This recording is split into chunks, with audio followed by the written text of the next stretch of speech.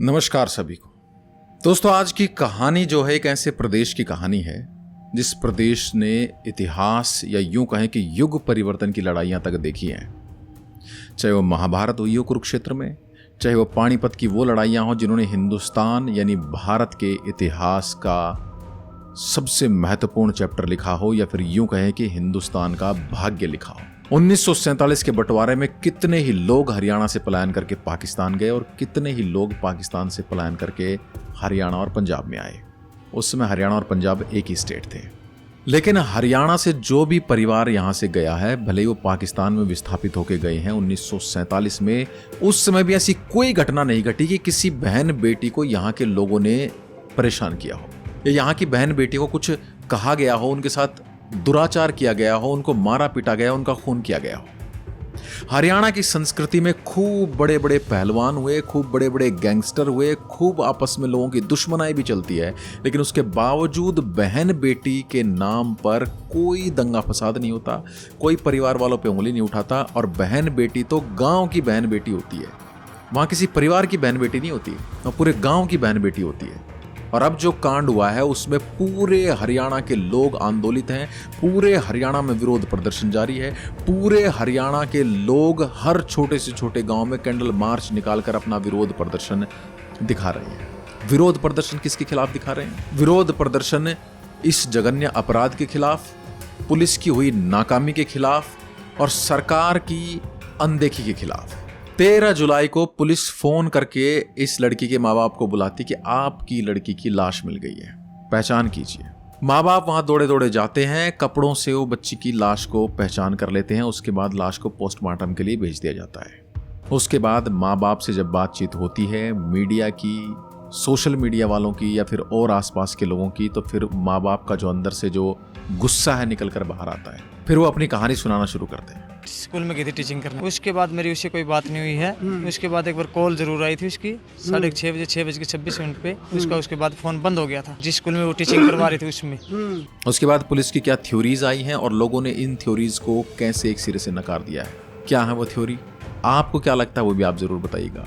Postmortem report के बारे में एक वकील हैं जिन्होंने इनकी पोस्टमार्टम रिपोर्ट पढ़ी है, उन्होंने इसके बारे में क्या कहा आप एक बार सुन लीजिए। पोस्टमार्टम को मैं पढ़ नहीं पाया, इतना यानी भीतर के ऑर्गन गायब है।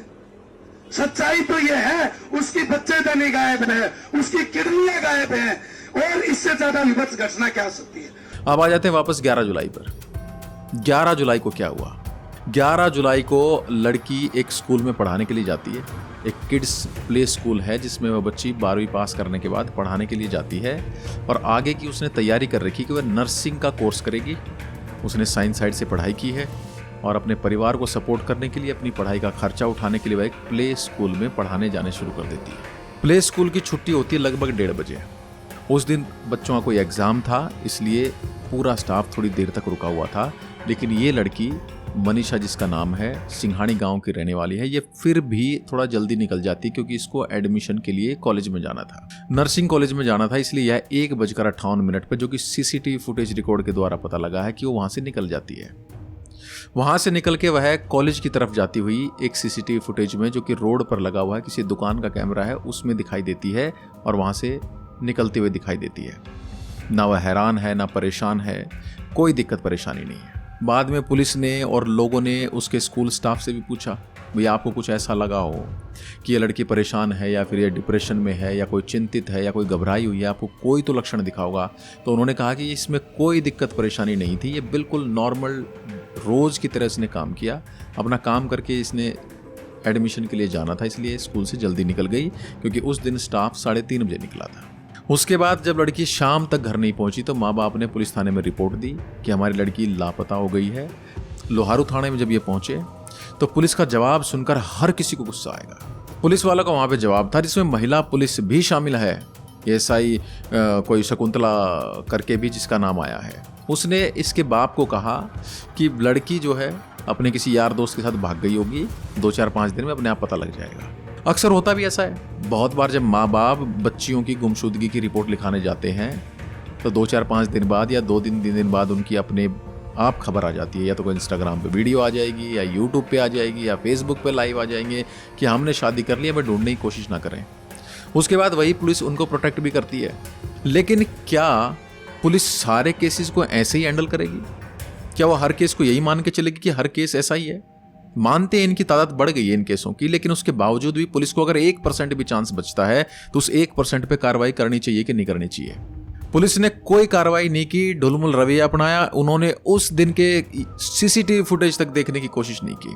112 नंबर पे कॉल किया, वहां की पीसीआर भी इधर उधर घूम के चली गई। उन्होंने कोई रिपोर्ट, कोई ज्यादा दिलचस्पी दिखाने की कोशिश नहीं की, जैसे कि आम रूटीन है। और ये वही पुलिस वाले हैं। अगर थोड़ा सा कोई कमजोर सा आदमी हो, बाइक पे जा रहा हो, हेलमेट नहीं लगाया हो, या इनको थोड़ा सा ये कह दे कि आपने चाबी क्यों निकाल ली, तो रैप्टा देते हैं मुंह पे। और कोई तगड़ा सा हो तो फिर ये यूं हाथ जोड़ के भी खड़े हो जाते हैं। लेकिन जब कोई गरीब आदमी या आम आदमी वहां पहुंचता है तो उनका रवैया देखने लायक होता है। अगर यही लड़की किसी रसूखदार आदमी की होती, या किसी नेता की होती, या किसी बड़े ऑफिसर की होती, तो क्या ये ऐसा ही रवैया रहता है इनका? बिल्कुल नहीं रहता। शायद समय रहते पुलिस आसपास भी थोड़ी बहुत छानबीन करती तो लड़की जरूर मिल जाती। उसके बाद पोस्टमार्टम रिपोर्ट पढ़ने वाले जो वकील साहब ने कहा, उसको आप ध्यान से सुनिए। पोस्टमार्टम को मैं पढ़ नहीं पाया, इतना यानी भीतर के ऑर्गन गायब है। इन्होंने कहा कि आप रिपोर्ट पढ़ नहीं पाओगे। लड़की का गला कटा हुआ है, गले की हड्डी का टुकड़ा गायब है, उसकी आंखें नहीं है, उसके कान नहीं है, उसके शारीरिक अंग नहीं है, बच्चेदानी तक उसकी गायब है, उसकी किडनियां नहीं है। उसके बाद थ्योरी यह है कि लाश को कहीं फेंक दिया गया, इस वजह से जानवरों ने ऐसा कर दिया हो। चलो मान लेते हैं। लेकिन उस लाश के ऊपर पुलिस की जो एक और थ्योरी आई है कि लड़की ने जहर खा के सुसाइड किया है। अब अगर लड़की ने जहर खा के सुसाइड किया तो फिर उसके अंगों को खाने वाले जानवर भी आसपास पड़े होंगे, क्योंकि जहरीला अगर शरीर है तो उसको खाने के बाद भले ही कुत्ते हों, हरियाणा के उन गाँव में कोई भेड़िए, चीते, अजगर तो होते नहीं है, कुत्ते ही होंगे, या और कोई छोटा मोटा जानवर होगा, वो भी तो पड़े हुए मिलने चाहिए थे। क्योंकि एक पॉइजनस अगर कोई मीट कोई भी जानवर खाएगा तो वो भी तो मरना चाहिए। घर वालों से पूछताछ की गई है कि क्या लड़की का कोई ऐसा कोई संबंध रहा हो, या फिर लड़की पर उनका कोई दबाव रहा हो कि शादी करने का दबाव हो, या बच्ची प्रेशर में हो, डिप्रेशन में हो, नंबर कमाए हो, या कोई और स्ट्रेस हो। घर वालों ने कहा कि बिल्कुल हंसमुख बच्ची थी। आसपास के लोगों ने भी इसको वेरीफाई कर दिया कि लड़की में कोई खोट नहीं है, वो अपने काम से काम रखती थी, पढ़ाई में अच्छी थी, और आगे की पढ़ाई का उसने अपना प्लान पूरा तैयार कर रखा था। हरियाणा की भूमि जहां पर बच्चियों के साथ कभी भी ऐसे अपराध कभी सुनने देखने में नहीं आए, वो भूमि भी अब शापित होती जा रही है। हरियाणा की भूमि अब ऐसे ऐसे अपराधों की पृष्ठभूमि लिख रही है कि जो आपने यूपी, बिहार, झारखंड या कहीं नहीं सुने होंगे। हमारा समाज जो है पता नहीं कहाँ जा रहा है। या तो हमारी परवरिश में कोई गलती है, या हमारी कोई पढ़ाई में गलती है, या फिर हम बच्चों को सही मार्गदर्शन नहीं कर पा रहे हैं। बच्चों ने बुजुर्गों के पास बैठना छोड़ दिया है, बच्चे किसी बड़े की बात मानना बंद कर चुके हैं। लड़कियों में फेमिनिज्म का भूत सवार है, लड़कों में इंडिपेंडेंसी और फ्रीडम का भूत सवार है। ऊपर से फिर इंस्टाग्राम की रीलें, वायलेंट गाने, वायलेंट स्टोरीज और वायलेंट स्टेटस। हर कोई अपने आप में गुंडा बने आंडा है।